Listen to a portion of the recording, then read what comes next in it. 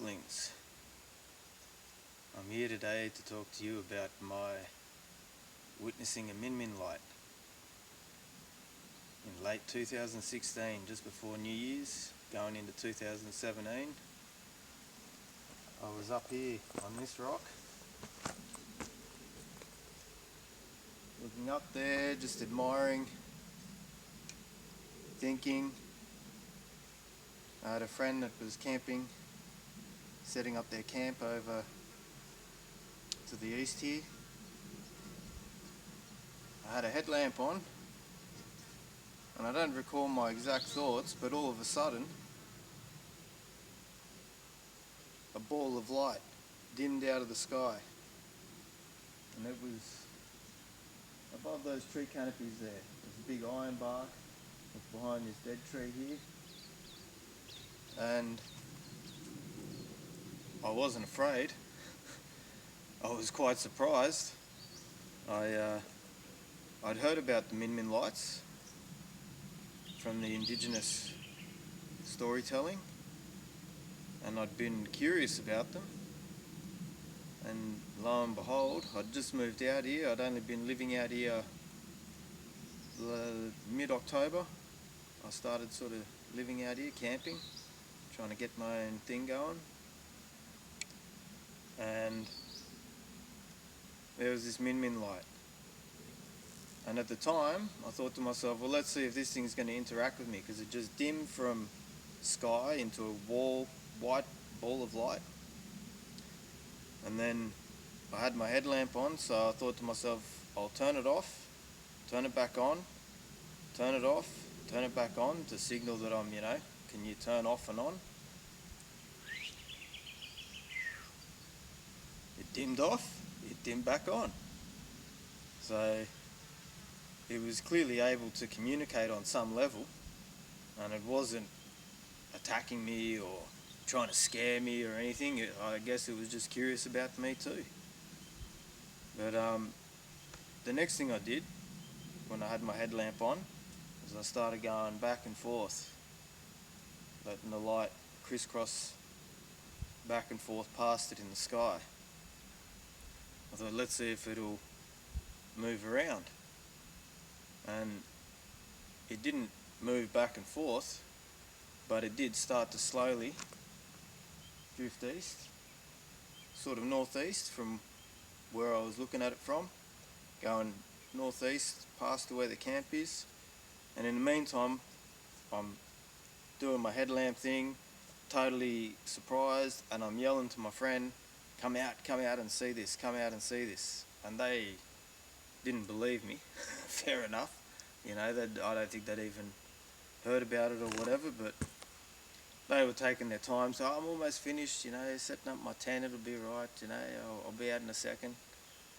And it kept going, and I have a big fig tree where I've set up my camp, and as it was crossing behind the fig tree, it dimmed out. My friend came out of her tent, looking around, what are you talking about? And there I was, looking like an idiot. But it didn't mean that I wasn't going to share the story. I've shared it with many people, and whether they believe it or not, that's up to them.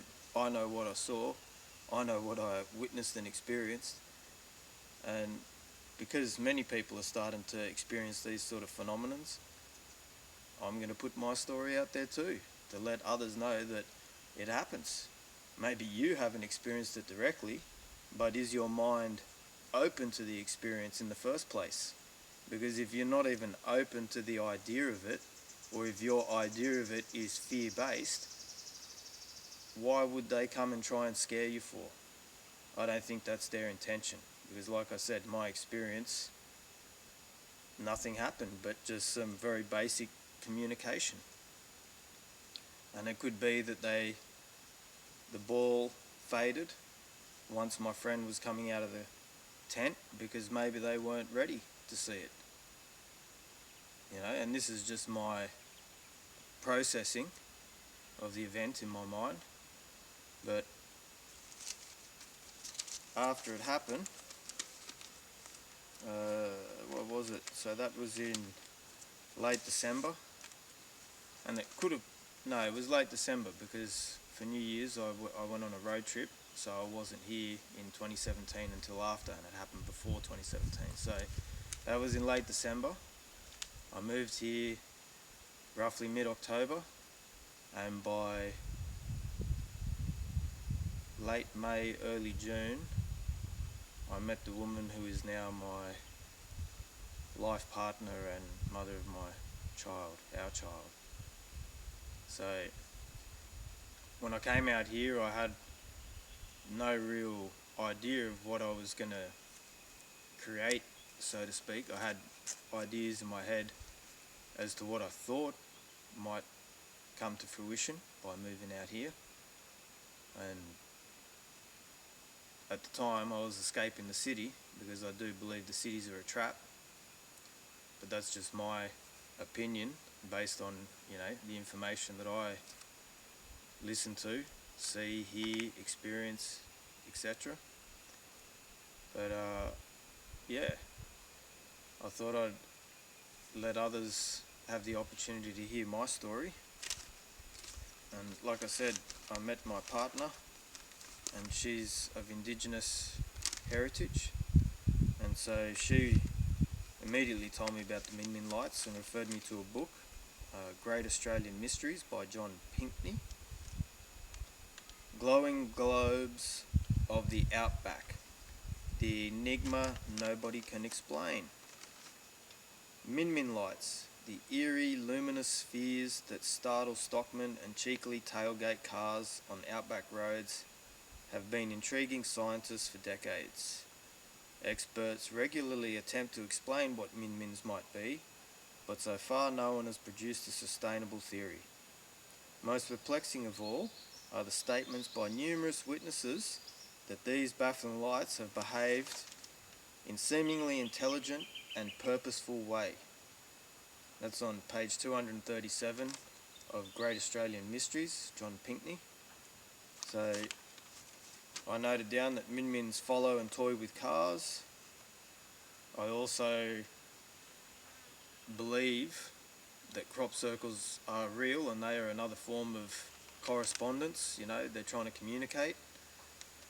And I've, in my sort of fascination with crop circles and curiosity, I came across information where people have described it as balls of light that whiz over the ground, and then once they're gone and the people go down, you've got your crop circle. So, disappearances, people who chase the light. Now, if they never came back, how did they even tell the story?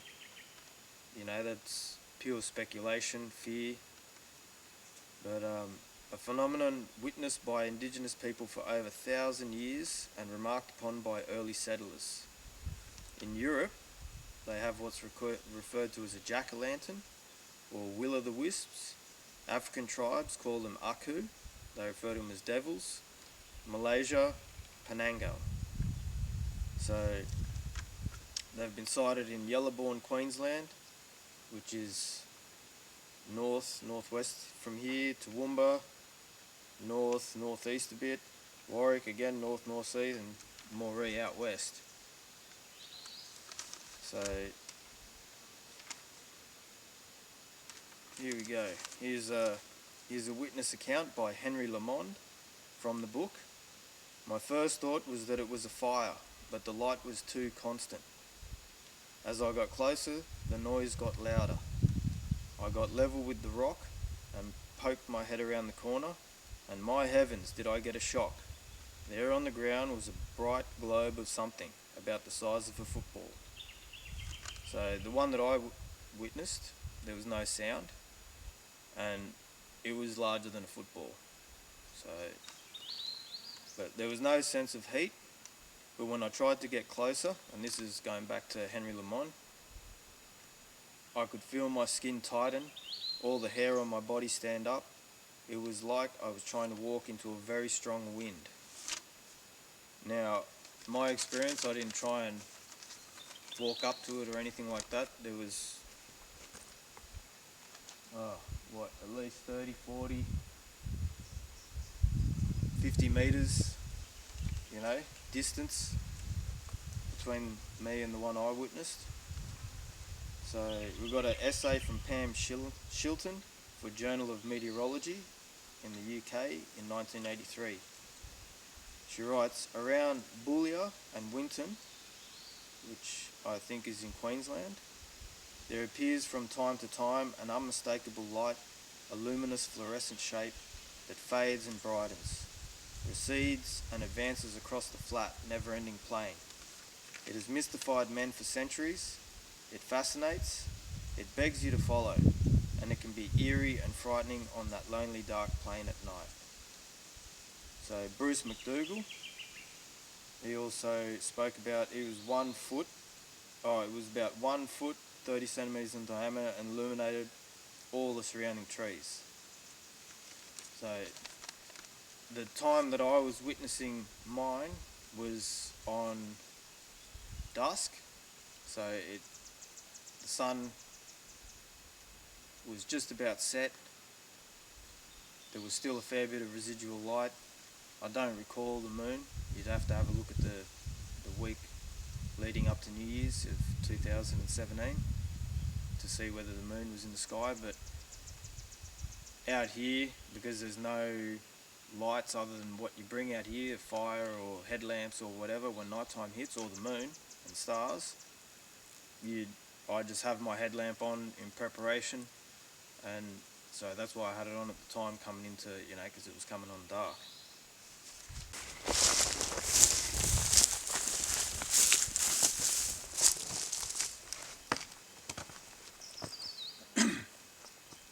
The camera cut off, so I'll just finish.